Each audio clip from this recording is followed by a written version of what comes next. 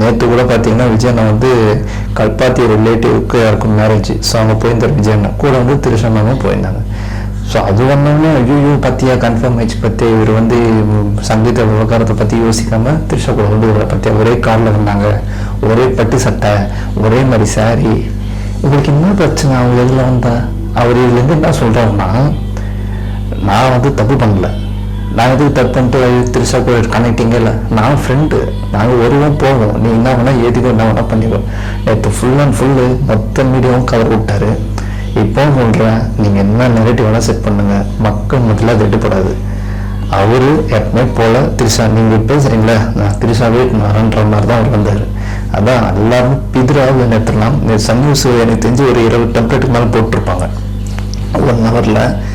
நீங்கள் என்ன உருட்டினாலும் சரி விஜய் அதெல்லாம் அசர்ற மாதிரி இல்லை. அவர் ஃபுல் ஃபோக்கஸ் வந்து இந்த தேர்தலில் ஜெயிக்கணும், மக்களுக்கு ஒரு ஆட்சியை கொடுக்கணுன்றது தான். அதை வச்சு ஒரு டோல் பண்ணுறீங்க இல்லையா, அது விஜயநாட்டு சில்ப் எடுக்காது பாஸ், சில்ப் எடுக்காது. நீங்கள் விஜயகாந்த் மாதிரி பண்ணலான்னு பண்ணுறீங்க, அது விஜயநாகிட்ட எந்த செல்படியும் ஆகாது. அடுத்த மாதம் தேர்தல். ஸோ இன்னும் நாள் நெருங்க இன்னும் எப்படியா அடிப்பாங்க. அப்பயும் விஜய் அசர மாட்டார், ஏன்னா விஜய் வாரிசு இருக்காங்க. அது மட்டும் இல்லை, நேற்று ராஜராஜன் அவர்கள் ஒரு ஆர்டிஎஃப் சேனல் அந்த இன்டர்வியூவில் சொல்லியிருந்தார், அவர் பிரச்சாரம் வந்து வேறு மாதிரி இருக்கும், புயலாக இருக்கும், அதுக்கு வந்து யாருமே நிற்க முடியாதுன்ற அளவுக்கு ஸ்பீச் கொடுத்துருக்காரு. ஸோ அந்த பிரச்சாரத்துக்காக தான் எல்லாருமே வெயிட்டிங் பண்ணோம். ஸோ அது மட்டும் இல்லாத இந்த திருச்சி மாநாடுன்னு சொல்லிட்டு இந்த மந்த் எண்டில் ஒன்று நடக்க போகுது. ஸோ இதுக்கப்புறம் கம்மிங் பேக் எல்லாமே வந்து ஒரு வித்தியாசமாக இருக்க போகுது.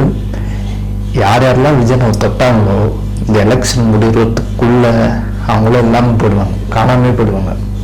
அவர் சிஎம் மட்டும் ஆகிட்டாருன்னு வச்சுக்கோ, உங்களெல்லாம் என்ன கதி ஆவீங்கன்னே தெரியாது. எல்லா லிஸ்ட்டும் எடுப்பார், யாரும் என்னென்ன ஊழல் பண்ண, என்னென்ன பண்ண, யார் மேலே கை வச்ச, எந்தெந்த இதில் பண்ணான்னு சொல்லி எல்லாத்தையும் பிரிச்சுமே வரு. இப்போ அதுதான் எங்களுக்கு பயம்.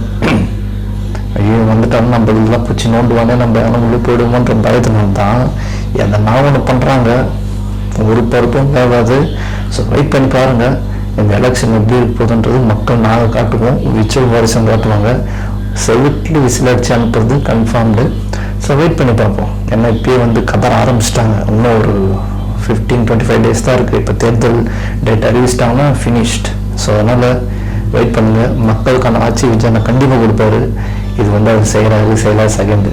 இத்தனை வருஷம் ஆண்டிங்க, ஒருத்தம் புதுசாக வரட்டும், ஒன்றும் தப்பு இல்லை. நீங்கள் எவ்வளோ கொள்ளடிச்சிங்க, அவர் அடிச்சுட்டு போட்டோம், என்ன இப்போ அடிக்கிட்டோம், நீங்கள் அடிச்சது விடவா? அதனால் மக்கள் தெளிவாக இருக்காங்க இந்த வாட்டி. நீங்கள் 10ல் ஒரு 9 பேர் டிவிக்கு எதான்றாங்க, அந்த 1-2 நம்ம கணக்கு ஏற்றக்கூடாது.